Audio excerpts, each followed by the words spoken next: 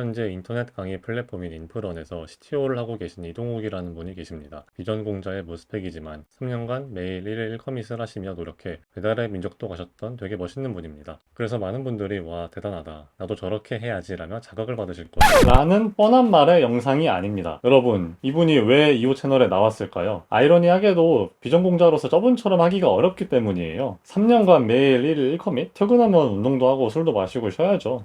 설령 퇴근 후에 공부까지는 해도 코드를 작성하고 매일 커밋을 하는 분들 거의 없을 겁니다. 그러니까 공부를 열심히 해서 따라가야지. 맞는 말인데요. 저는 좀 다른 측면을 이야기하고 싶어요. 여러분은 여러분의 커리어를 어떻게 보고 계신가요? 좀 더 구체적으로 말하면은 여러분은 개발자를 하게 된 계기가 무엇인가요? 개발 일이 적성에 맞는 것도 있고 여러 가지 이유가 있을 수 있지만 본질적으로는 돈일 거예요. 억대 연봉은 아니어도 단순히 취업을 하기 위해서 개발자를 선택하신 분도 꽤 많을 겁니다. 그러면은 우리는 다음 스텝을 봐야 돼요. 이렇게 수많은 개발자 사이에서 나의 경쟁력은 무엇일까? 당연히 개발 실력은 아닐 겁니다. 솔직히 저도 그렇고 여러분도 그래요. 인정할 건 인정해야 됩니다. 비전공으로 개발을 시작했으면은 전공자보다 최소한 5년, 10년은 늦은 거예요. 제가 팀장으로 일했을 시 인턴으로 오셨던 전공생 분이 계셨어요. 학생 때부터 알고리즘 올림피아드 수상도 수차례 하신 분이셨거든요. 게다가 20살에 인턴을 했는데 JS, C++, 파이썬 다 할 줄 아셨습니다. 제가 그 당시 팀장이어서 내색은 안 했었지만은 그분이 코드 짜는 거 보고 진짜 상당히 놀랐었어요. 물론 전공생이 다 그분 같지는 않겠지만은 우리가 만약 대기업 취업을 준비한다면 그런 분과 경쟁을 해야 됩니다. 상식적으로 내가 인사 담당자면은 그렇게 실력이 있는 사람을 뽑지 우리처럼 6개월 공부 깨작한 사람을 뽑으려고 할까요? 당연히 부족합니다. 단기간 내에 이 갭을 메꾸는 거 불가능합니다. 그런데 여기서 재밌는 게 나옵니다. 개발자의 몸값은 절대 그 사람이 가지고 있는 기술력에서 나오질 않아요. 다시 말해 우리가 열심히 공부하는 컴퓨터 사이언스, 프로그래밍 언어, 웹 프레임워크, 디자인 패턴 많이 안다고 해서 고스란히 내 연봉으로 직결되는 게 아니에요. 물론 어느 정도는 되겠지만요. 이게 무슨 개소리야 하실 수 있는데 비단 개발자뿐만이 아니라 어디서 어떤 일을 하든지 간에 그 사람의 몸값은 결국 그 한 사람이 만들 수 있는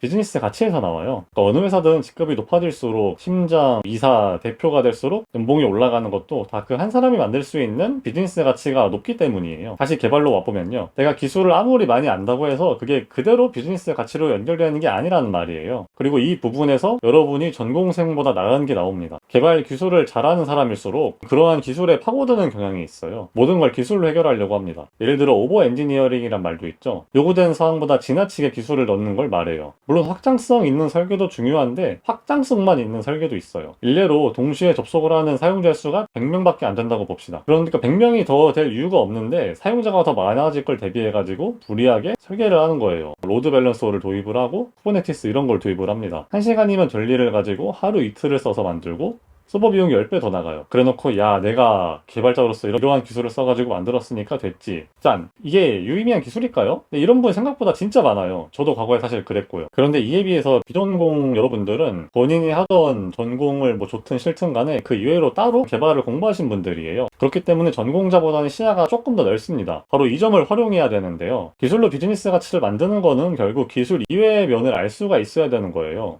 외주를 하는 회사든 자체 서비스를 만드는 회사든 기본적으로 그 해당 서비스에 대한 이해가 필요하고요. 그런 서비스를 깊게 이해할수록 추상화 능력과는 별개로 코드가 달라집니다. 방금 말처럼 예를 들어 확장이 될 일이 없는 클래스에다가 인터페이스를 도입을 하고 의존 역전 이런 걸 도입을 해요. 이런 게 과연 의미가 있을까요? 당연히 개발 공부 꾸준히 해야죠. 그런데 내가 개발적으로 부족하다고 해가지고 너무 기술에만 집착을 하지 마세요. 어차피 개발 공부는 끝이 없고요. 그 노력을 좀만 줄여가지고 개발 이외의 면들을 보려고 하세요. 서비스나 비즈니스에 대한 이해, 커뮤니케이션, 회의, 협상 능력, 문서 작성 여러 가지를 봐보세요. 그리고 이런 가치를 이력서에 녹여가지고 회사에 제안을 해보세요. 구체적으로 너희 회사에 나는 이런 가치를 줄 수가 있다. 너희 회사의 아이템을 생각을 해봤고 이렇게 구현할 수 있을 것 같다. 의미 없는 기술 스택 나열보다 훨씬 더 좋은 인상을 줄 수 있을 겁니다. 그리고 이러한 이해를 바탕으로요. 정말로 의미 있는 코드를 짜세요. 내 코드로 바로 비즈니스 가치 100만 원을 만들었다. 이런 거는 좀 어렵겠지만 이렇게 클래스를 짜서 구현하면 장기적으로 고객의 반응에 더 잘 대처할 수 있다든지 댓글을 잘 볼 수 있다든지 이렇게 기술로 기술이 아니라 가치를 만들려고 해보세요. 물론 예외는 있습니다. 이렇게 구글에서도 전설적인 제프 딘이라는 프로그래머가 계세요. 그 사람이 구글 검색, 구글 번역, 맵리주스, 인공지능 등 구글의 웬만한 제품들을 다 직접 만들어가지고 지휘한 그런 분이 계십니다. 이렇게 극강의 기술로 근본적인 알고리즘 체계를 싹 바꾸는 사람이라면 어떤 회사에서든지 모셔가려고 하겠죠. 아쉽게도 저희는 늦게 개발을 배워가지고 밥이라도 벌어 먹고 살려는 사람들이잖아요. 해당이 되지 않아요. 현실은 오픈소스에 기여하기는커녕 오픈소스를 쓰는 것도 되게 어려워하잖아요, 우리는. 네.